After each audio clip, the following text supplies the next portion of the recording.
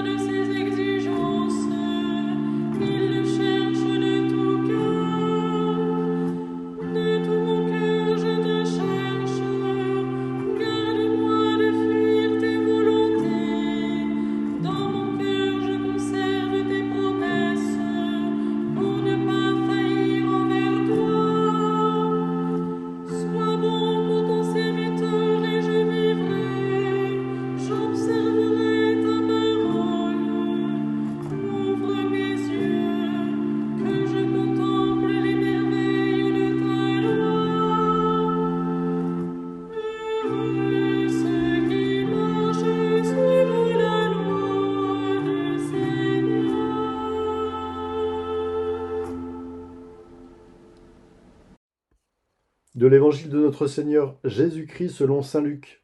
En ce temps-là, Jésus disait à ses disciples, « Comme cela s'est passé dans les jours de Noé, ainsi en sera-t-il dans les jours du Fils de l'homme. On mangeait, on buvait, on prenait femme, on prenait mari, jusqu'au jour où Noé entra dans l'arche et où survint le déluge qui les fit tous périr. Il en était de même dans les jours de Lot. On mangeait, on buvait, on achetait, on vendait, on plantait, on bâtissait. Mais le jour où Lot sortit de Sodome, du ciel tomba une pluie de feu et de soufre qui les fit tous périr. Cela se passera de la même manière, le jour où le Fils de l'homme se révélera. En ce jour-là, celui qui sera sur sa terrasse et aura ses affaires dans sa maison, qu'il ne descende pas pour les emporter.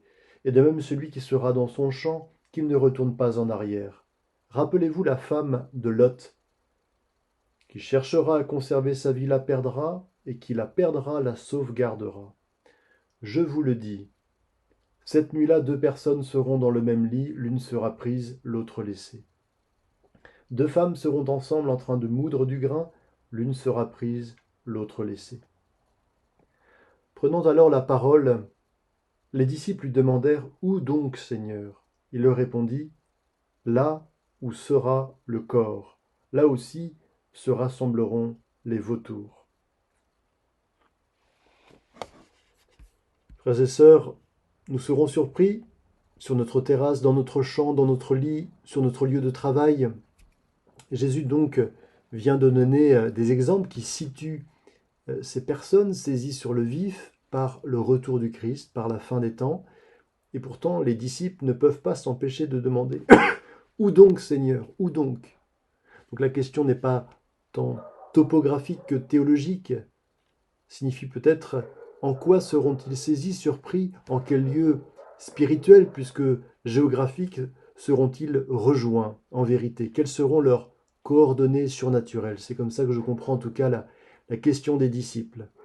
Et Jésus répond à cette question avec une image quelque peu énigmatique. Il est très amusant de faire l'inventaire des interprétations qui sont très diverses de cette parole vraiment mystérieuse.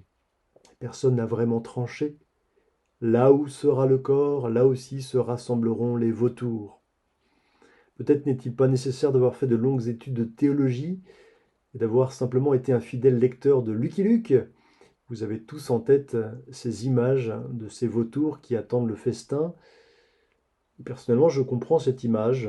Peut-être est-ce naïf, ou trop simpliste, mais à partir de la réputation de ces charognards, avides de chair faisandée, donc morte, les vautours ne sauraient s'attaquer à des personnes vivantes, mais salivent à la vue d'un corps mort ou de quelqu'un qui se prépare à l'être.